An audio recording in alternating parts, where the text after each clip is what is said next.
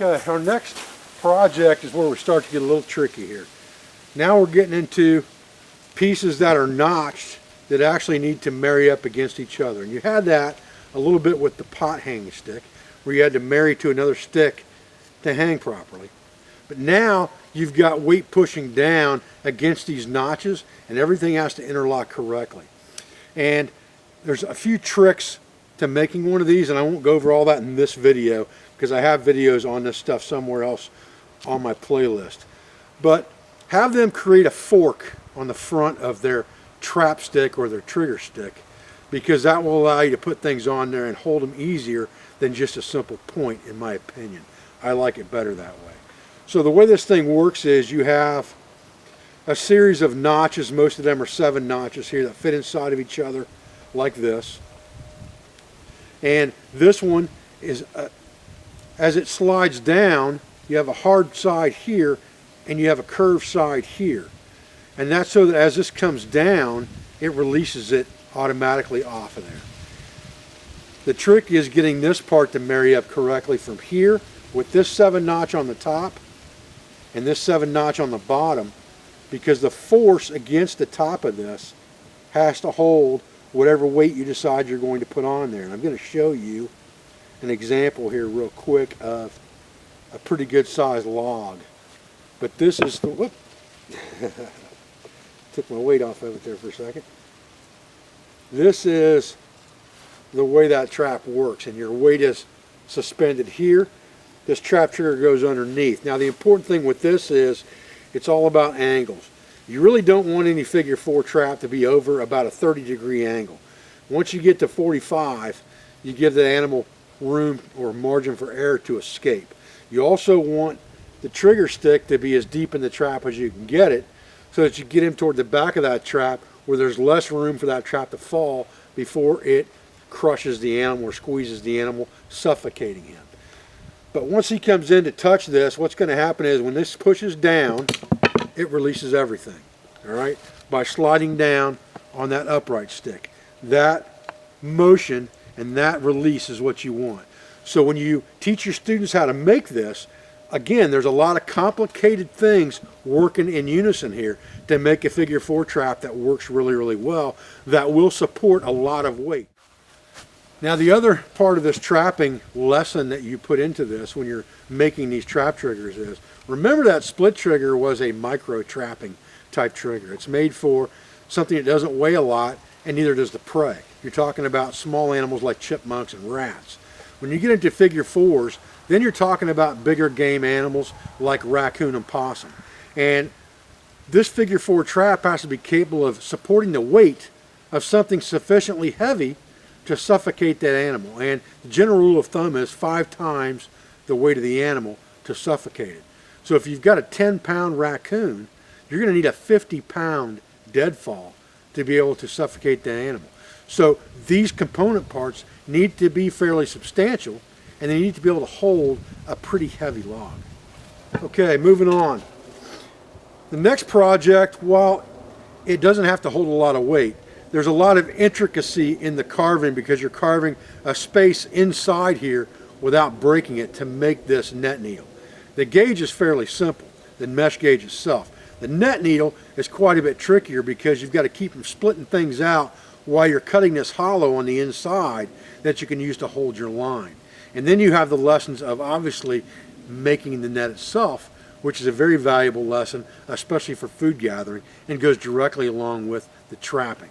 Okay, so our 7th project is a set of tongs. And these tongs are made for cooking, manipulating coals, possibly stone boiling if you had to pick up hot rocks and things like that, although you want them quite a bit longer if you have to pick up hot rocks with them.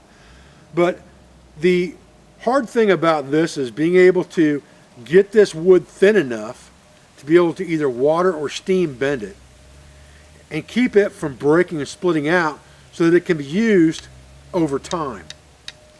So wood selection is going to be important, and being able to manipulate your cuts to get this wood thin enough that it's not going to break when you bend it, but yet not so thin that the fibers start to split out as well. And for this project, I chose white oak because it's got long fibers.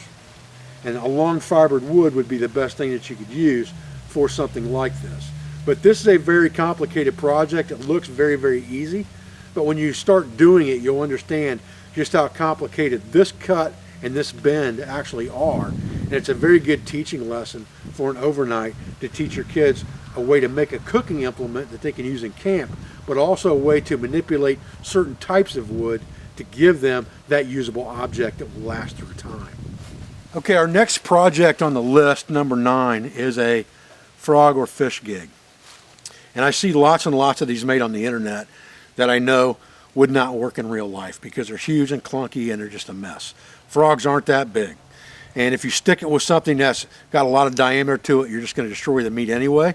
But it has to be strong enough to hold a fish should you get that opportunity. And one of the important things with that is to put barbs on this gig so that once you shove it into the animal, it doesn't have a tendency to come straight back out and the animal pulls off of it. So these barbs are very important. So you have a lot of lessons within this tool.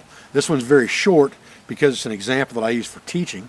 I'm actually going to cut it shorter so that I can take it on the road with me to some of the classes that I'm doing in more of a seminar type fashion. But what you want to do with this is you're going to need to use a drier piece of wood. You don't want to use green wood for this because it's going to crack once you split it and it starts drying.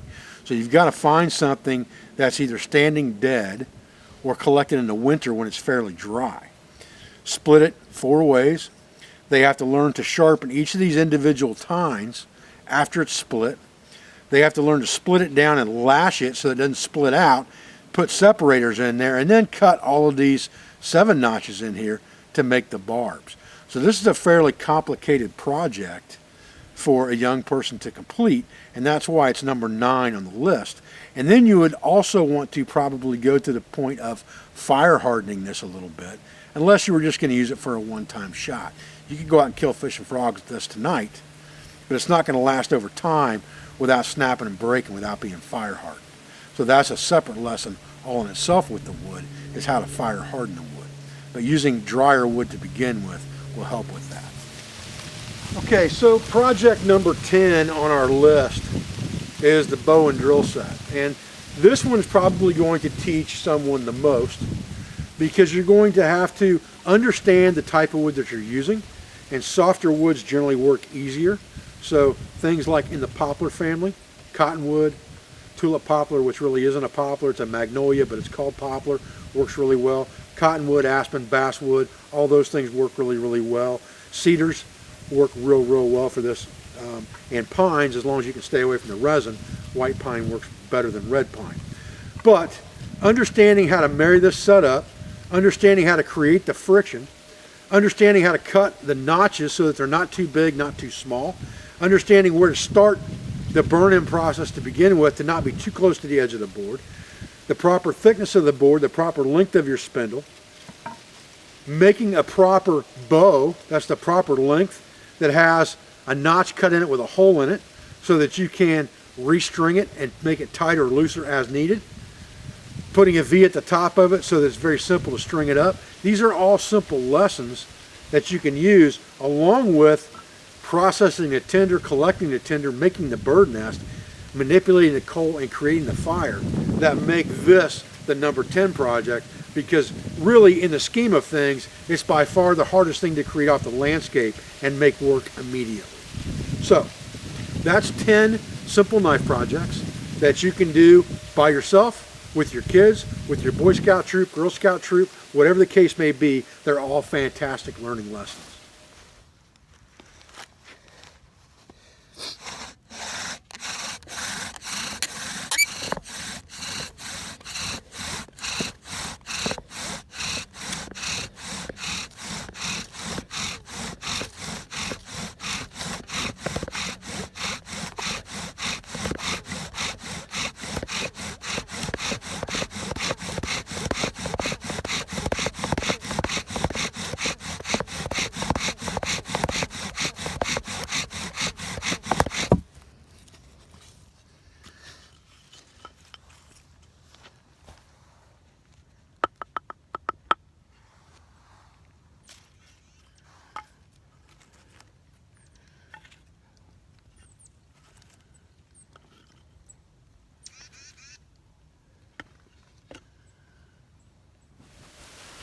Okay, folks, well, I'm Dave Canterbury with Self-Reliance Outfitters in the Pathfinder School. I appreciate you joining me today for this video. It may turn into 2 parts, may not. Depends on how long it is when I get up here and edit it. But understand that practicing skills is essential. All skills are perishable. And I am kind of an immersion training type of guy. I will get on a kick of something, and I'm sure you notice it with my videos, whether it's trapping, blacksmithing, folk type skills, making fire, whatever it is, and I'll get on a tear and I'll do 10, 15, 20 videos, green woodworking, and then I'll go away from it and I'll go to something else.